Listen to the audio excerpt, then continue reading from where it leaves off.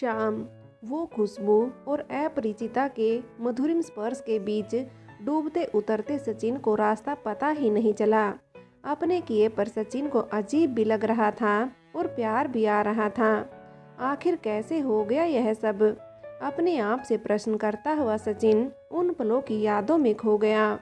वह सोचने लगा, जो हुआ ठीक तो नहीं हुआ, पर गलती केवल उसकी तो नहीं थी, वह भी तो पूरी तरह शामिल थी। इनफैक्ट उसी ने तो पहल की थी। फिर उसे याद आ गई उस रात की बहस जो उसके और पूजा के बीच हुई थी।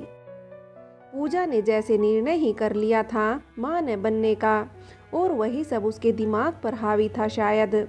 उस रात सचिन काफ़ी परेशान था। शादी के लगभग 3 वर्ष होने को थे। दोनों की रिपोर्ट नॉर्मल थी। पता नहीं क्या कारण था कि अभी तक पूजा कंसीव नहीं कर सकी थी। वह न चाहते हुए भी पूजा की दिनचर्या पर नज़र रखने लगा था।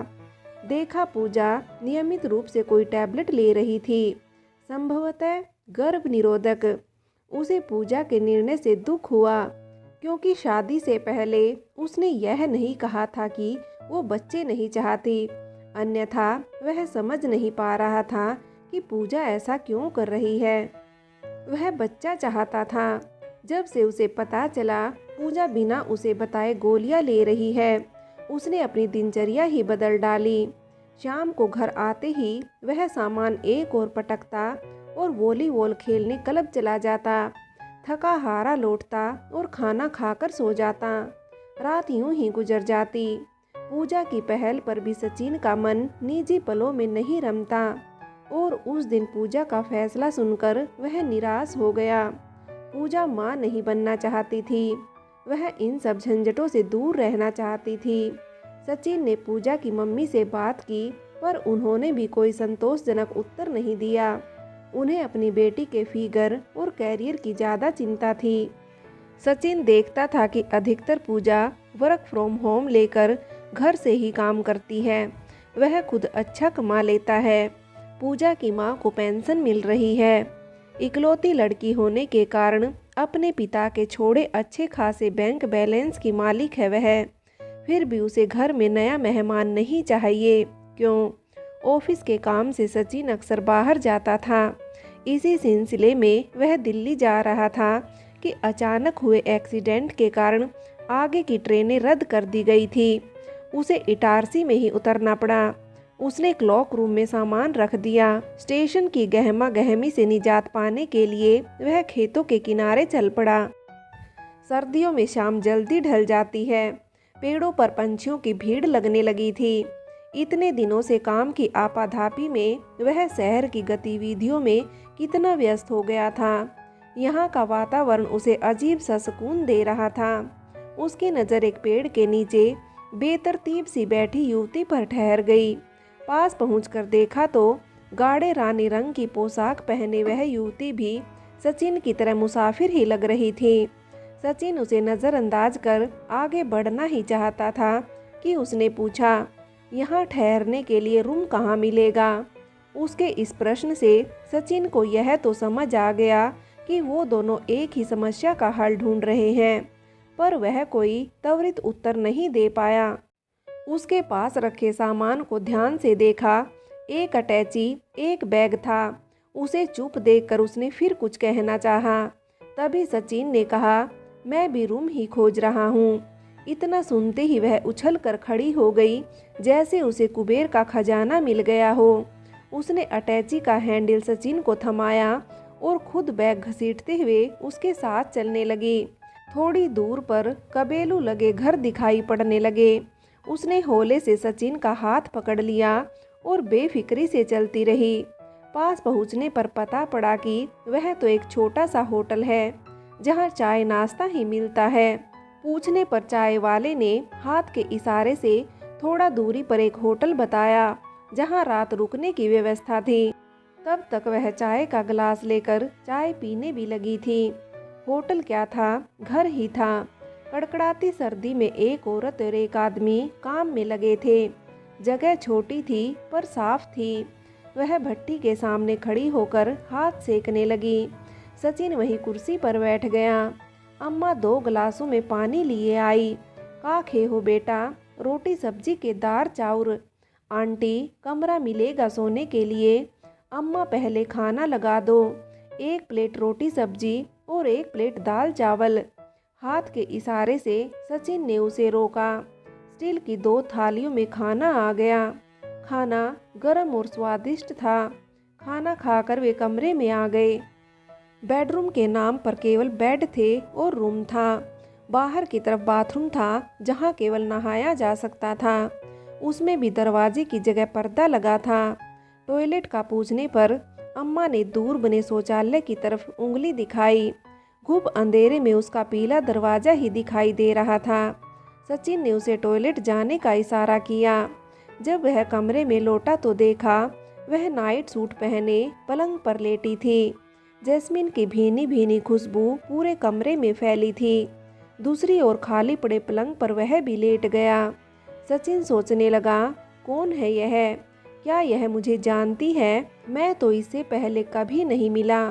फिर इतनी बेतकल्लुफी से कैसे मेरे साथ सो सकती है? वह खुद से ही बातें कर रहा था। ठंड के कारण नींद नहीं आ रही थी। करवटें बदलते हुए काफी समय बीत गया। अचानक उसे किसी के ठंडे हाथों का स्पर्श महसूस हुआ। करीब आती जस्मीन की महक से उसने अपने को बहकता पाया। कमरे का माहौल इतना रोमांटिक हो गया कि सचिन खुद पर काबू न रख सका। फिर जो हुआ वह सचिन के जीवन की अमूल्य निधि बन गया। फोन की घंटी से सचिन की नींद टूटी। उसने देखा आसपास कोई नहीं था। फोन किसी अननोन लैंडलाइन नंबर से था। दूसरी ओर से स्वर उभरा, मिस्टर मल्होत्रा, कहाँ हैं आप? हड़बड़ाकर सचिन ने घड़ी देखी। सुबह के 8 बज रहे थे। सर, मैं वो एक्सीडेंट, मेरी train cancel. Mister Malhotra, are you okay? जी सर, जल्द से जल्द आने की कोशिश कर रहा हूँ। यह कहते हुए सचिन ने खुद को संभाला। इधर उधर देखा, कोई भी नहीं था। शायद वह जा चुकी थी। उसने मेन रोड पर आकर टैक्सी ले ली। रास्ते भर वह उस रात के हसीन पलों का जोड़ घटाना करता रहा। थोड़ा अच्छा, थोड़ा खराब, पर वह अजीब सी शांति महसूस कर रहा था। उस रात के उन हसीन पलों को किससे शेयर करे? सचिन के पास कोई अंतरंग मित्र नहीं था और बताने पर शायद कोई उसकी इन बातों पर विश्वास भी न करता। और पूजा को बताने का तो सवाल ही नहीं उठता था। पर जब भी वह अकेला होता, उन खूबसूरत लम्हों का साया उसके साथ होता और वह खो जाया करता था उन हंसी पल की यादों में। लगभग 4 माह बीत गए। सब कुछ ठीक ठाक चल रहा था। वही ऑफिस, वही घर, वही मीटिंग्स, सब कुछ टाइपड सा हो गया था। पर आज तो उसका काम में मन ही नहीं लग रहा था। न तो सचिन के पास उसका नंबर था और न कोई जानकारी। 2-1 बार स्टेशन से पता करने की कोशिश भी की, पर कुछ हाथ न लगा। एक दिन ऑफिस में प्रवेश करते ही जस्मीन की जानी पहचानी खुशबू ने सचिन का स्वागत किया। सचिन ने उसे अंदर आने का इशारा किया। उसने बिना औपचारिक बातचीत के बताया कि वह प्रेग्नेंट है। सचिन ने घर जाने के बहाने हाफ डे लिया और उसे साथ लेकर ऑफिस से निकल पड़ा। दोनों एक रेस्तरां में बैठे। उसने बताया कि वह अविवाहित है और अब उसके लिए घर से बाहर निकलना मुश्किल हो गया है। वह जहां काम करती है वहां इस बात का खुलासा नहीं किया जा सकता, अतः उसे नौकरी छोड़नी होगी। पहली बार सचिन को अपने निर्णय पर दुख हो रहा था। उस दिन का बहकना सही नहीं था। जैसे उसके लिए मुसीबतों का पहाड़ खड़ा कर दिया था सचिन ने। पर कहीं यह मुझे धोखा तो नहीं दे रही? नहीं नहीं, यदि ऐसा होता तो मुझसे पैसों की मांग करती। वह तो सचिन को परेशान भी नहीं करना चाहती थी। हाँ, बच्चे को जरूर जन्म देना चाहती थी, केवल इसलिए कि उसके भीतर का ममत्व जाग गया था। आज सचिन को 7 जन्मों के रिश्ते पर एकाएक विश्वास सा होने लगा। यह संयोग नहीं तो और क्या था कि एक एक्सीडेंट के बहाने वह मिली। उसने सचिन की आंखों में न जाने वह सब कैसे पढ़ लिया जो शायद आज तक पूजा नहीं पढ़ पाई थी। सचिन को बच्चे की बेतरह चाह थी। शायद यह सब इसलिए हुआ। वह इस तरह सामने आए अपने बच्चे को गंवाना नहीं चाहता था। बातों बातों में उसने यह भी बताया कि उस सुबह जाते जाते उसने सचिन की जेब से उसका विजिटिंग कार्ड निकाल लिया था, इसी से उस तक पहुंच सकी। बहुत सोच विचार के बाद सचिन ने छुट्टी के लिए अर्जी दे दी। वह जैसी भी थी, जो भी सोचकर उसने सचिन से संबंध बनाए, पर उसने सचिन को न तो कभी ऐसे में फ़ोन किया और न अन्य किसी भी प्रकार का आग्रह। पता नहीं कैसे उसने इन कठिन परिस्थितियों में समय काटा होगा। एक बार उसे दूसरे शहर में घर दिलाने के बाद सचिन फिर दोबारा जा भी नहीं पाया उसके पास। कई बार मन बनाया, लेकिन पूजा के गिरते स्वास्थ्य और दूसरी परेशानियों से जा न पाया। पर फ़ोन से खबर लेता रहता और खर्चे पानी की व्यवस्था भी समय पर करता। प्रसव का समय निकट आ गया। एक सप्ताह के लिए ऑफिस के काम से बाहर जाने का कहकर सचिन निकल लिया। पूजा इन सब बातों से अनभिग अपने जॉब में मगन थी।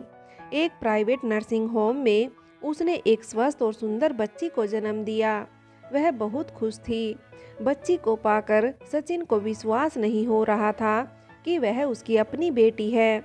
हफ्ते भर बाद उसकी देखभाल की सारी व्यवस्था कर जब वह लौटा तो मन में सुकून था, क्योंकि उसे वह इस बात के लिए मना पाया था कि उनकी बच्ची की परवरिश यदि वह और पूजा करेंगे तो न सिर्फ बच्ची को आगे जाकर आसानी होगी, बल्कि वह खुद वापस नौकरी कर सकेगी। और अच्छी बात यह थी कि वह इस शर्त पर कि सचिन उसे कभी कभी उससे ज़रूर मिलाएगा, इसके लिए मान भी गई थी। अपनी बेटी को घर लाना एक नई समस्या थी। सचिन कोई बहाना तलाश कर रहा था। उसने पूजा से बच्चा गोद लेने की बात की। वह तैयार नहीं हुई, पर जब सचिन ने उसे समझाया कि हम आया रख लेंगे उसकी परवरिश के लिए, तो वह राजी हो गई। पर पूजा ने शर्त रखी कि वे बेटी ही गोद लेंगे और उसकी देखभाल सचिन खुद करेगा। इससे सचिन की मुश्किल आसान हो गई। सचिन ने मन्नू को गोद लेने की प्रक्रिया आरंभ कर दी। जल्दी ही मन्नू घर आ गई। पूजा कुछ दिनों तक मन्नू से दूर दूर रही, फिर अपने आप सचिन का साथ देने लगी। धीरे धीरे पूजा मन्नू का बहुत ध्यान रखने लगी। सचिन कभी कभी आशंकित हो जाता कि कहीं वह घर आकर पूजा को सब कुछ बता न दे। हालांकि जब भी वह मन्नू को उसे मिलाने ले जाता, वह ऐसा कुछ नहीं कहती थी। फिर भी एक अनजाना डर सचिन के मन में बना रहता। अब मन्नू 3 वर्ष की होने जा रही थी। इस बार जब वह मन्नू को उससे मिलाने ले गया तो उसने कहा, अब मन्नू बड़ी हो रही है, तुम उसे मुझसे मिलाने मत लाया करो। मैं नहीं चाहती वह हमारे सच को जाने और इसकी वजह से तुम्हारा घर बिखरे। मैं अगले माह ही इस शहर से दूर चली जाऊंगी। हाँ, तुम मुझे मन्नू के हर जन्मदिन पर उसकी एक तस्वीर मेरे मेल पर ज़रूर भेज दिया करना।